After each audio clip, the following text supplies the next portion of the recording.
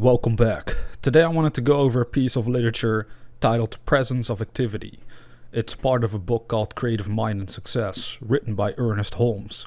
But this chapter, small as they may be, contains some valuable information concerning the power of imagination and how it should be used in order for us to overcome lack and limitation in our lives. So most people, if not everyone, at some level desires things to improve. We may be happy, we may learn to live in the present moment and actually not fight circumstances they are, so we're more balanced and peaceful within our minds. But if we want to improve something, we have to understand this chapter titled Presence of Activity. So first let me read over it and then we'll discuss what it actually means for us. Ernest started this out by saying, "Suppose that your place of business does not seem to manifest any activity. That is, suppose that customers do not come. To the person in the business world, the presence of customers generally means activity. Suppose that you have come to the belief that the principle will work in the smallest as well as in the greatest things. What you want now is a greater activity. How are you going to see activity when there is none? Here is a great question in truth. Must we overlook that which we see and that which we have experienced? Yes, absolutely. There is no other way. If we keep on seeing the thing as it appears, we will never be able to change its appearance. What we must do, then, in spite of the seeming inactivity, is still to know and mentally to see and declare that we are in the midst of activity. Feel this to be true. Mentally see the place crowded. Know that it is packed full of customers all the time. Declare that your word draws them in. Have no sense of strange about it whatever. Simply know that you are dealing with the only power that there is. It will work. It must work. Realize when you have spoken the word that a greater power has taken it up and that it is being established unto you. Have no idea of limitation. Speak forth into mind with perfect trust. If you have the ability mentally to see the place full, combine this with the word and daily visualize it as being filled. Always combine faith in the higher power with all that you do. Feel that you are being especially looked after. This is true. When a soul turns to the universe of unmanifest life, at the same time it turns toward Him. Jesus told this in the story of the prodigal son. The father saw him afar off. Always there is that inward turning to us of the parent mind when we turn to it and place ourselves in closer contact with life. We must keep our mind clear so that when the Spirit brings the gift, we will be open to receive it. Even God cannot force things upon us. We must receive even before we see. For the feeble hands and helpless, groping blindly in the darkness, touch God's right hand in that darkness and are lifted up and strengthened. Always when we believe, we will have that belief honored of the Spirit of life. Mentally seeing just what we want, still seeing even though the heavens fall, we shall succeed in proving that the law of life is a law of liberty. God made man to have all that the universe contained and then left him alone to discover his own nature. Now stop all striving and all struggle, and within your own soul know the truth and trust absolutely in it. Daily declare that you are being guided and protected, and that the power of the Spirit is bringing all to pass, and wait in perfect peace and confidence. Such an attitude of mind will overcome anything and will prove that spiritual thought forces is the only real power in the universe. And that is the end of what he had to write concerning the presence of activity. Now, this is absolutely powerful and so beautiful that I personally like to reread this stuff on a regular basis, because essentially what it's saying here and telling us is that we have this habit of letting the senses dictate what we can and cannot do, and more often than not it's actually useful. We have to be smart when we go about doing things in this world and using our senses to our advantage so we don't get into trouble, physically speaking. But the thing is, we can also use our imagination in spite of what the senses dictate and therefore build towards a much greater reality for ourselves. And this is the issue for most people, is that they spend more time letting the senses control the way they feel and think about things instead of letting their imagination control the way they think and feel about things. This is so huge and yet so misunderstood or easily missed, Because after all, the way we're raised is always through the senses, to live through your senses. You're dependent upon your parents from birth, and that happens through your senses. You become aware, even though you may not remember it, but you become aware as a little baby that you're hungry, and perhaps you start crying, and then your parents give you attention to realize, okay, we probably should feed the baby, or there's something else going on with the baby, and then they help you out, if they're good parents, of course. But you see, that's when you get dependent upon relying on things that are happening around you and that you perceive through your senses already. Now we're being asked as adults to use our mind in a different, more powerful way. We use that spiritual faculty and power of imagination in order to improve something in our worlds. Now, he was talking about improving activity in a business, and it beautifully stated that the activity would mean more customers. So if you're currently working for yourself, you have a business for yourself that doesn't seem to be growing, doesn't seem to be improving, then ask yourself the question, are you doing exactly what is being suggested here concerning the presence of activity? Are you more aware of the fact that there are no customers and feeling bad about it? Or are you truly more aware of the fact that there are potentially millions of customers around the globe that you could reach if you keep yourself focused upon that objective itself?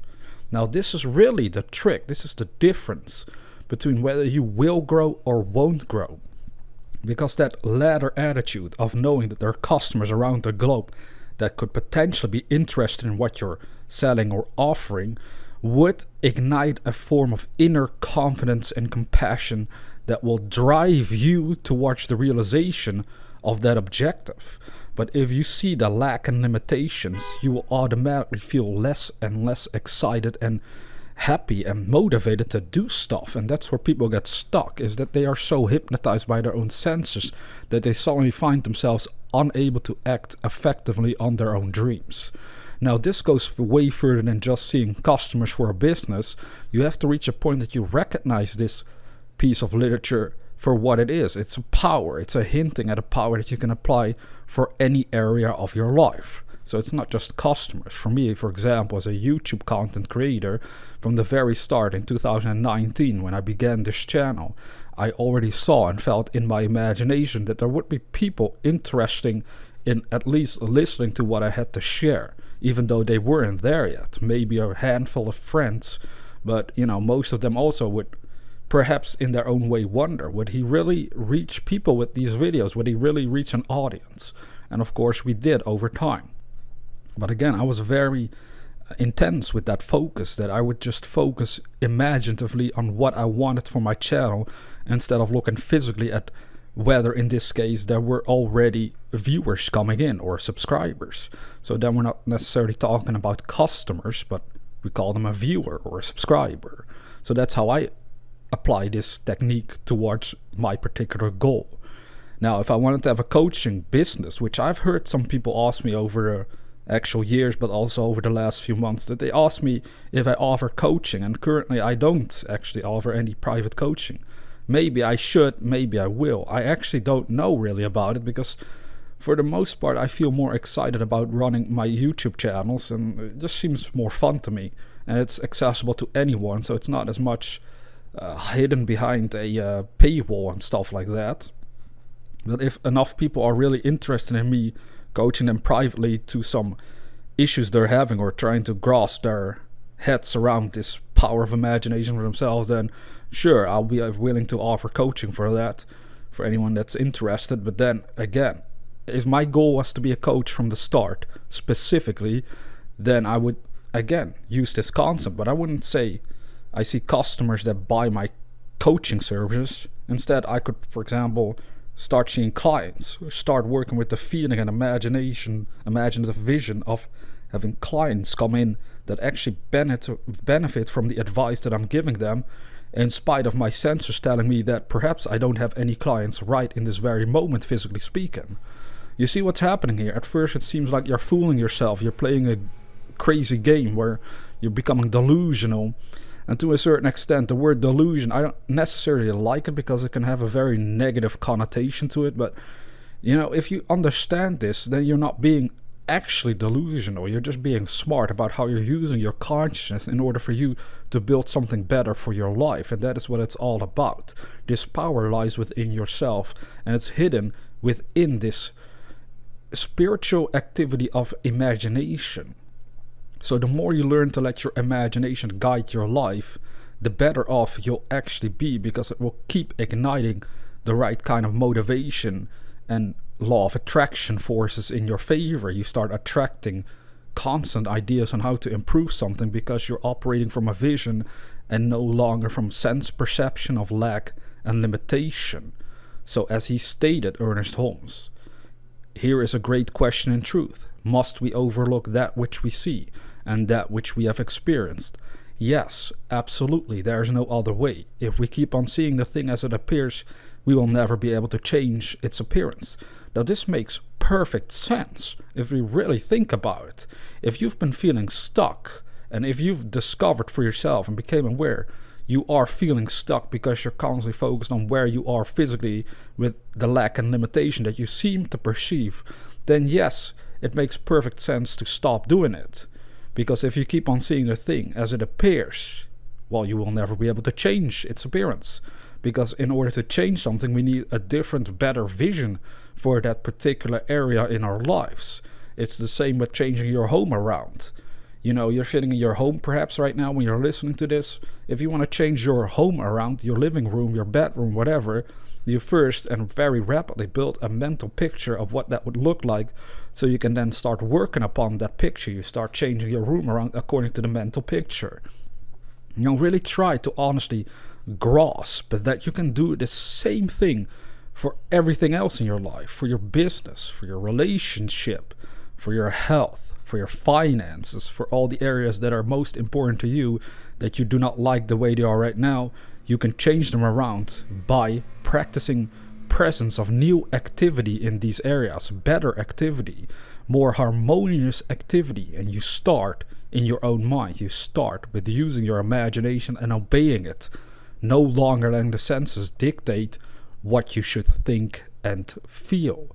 If you truly grasp this, then this chapter can do absolutely wonderful things for you as well. That's why I love to, study it regularly myself, to just go over it and remind myself that this is the goal. Because it's so easy to get stuck in sense perception and then lose track of what you really want and then feel unmotivated, demoralized and all that stuff because things aren't either happening fast enough or not exactly in the way you would like them to happen. But by knowing that you're operating with a vision that is, part of the spirit of life, that is connected to the universe knows what you want because you're holding visions inside your mind. It will help you to achieve them by bringing you the right ideas so that you can manifest these things for yourself. As he ended this chapter, stop all striving and all struggle, and within your soul know the truth and trust absolutely in it. Daily declare that you are being guided and protected, and that the power of the Spirit is bringing all to pass, and wait in perfect peace and confidence. Such an attitude of mind will overcome anything and will prove that spiritual thought force is the only real power in the universe. Amen to that. It's absolutely incredible. Now, with that being said, dear viewer, never forget that we are the dreamers.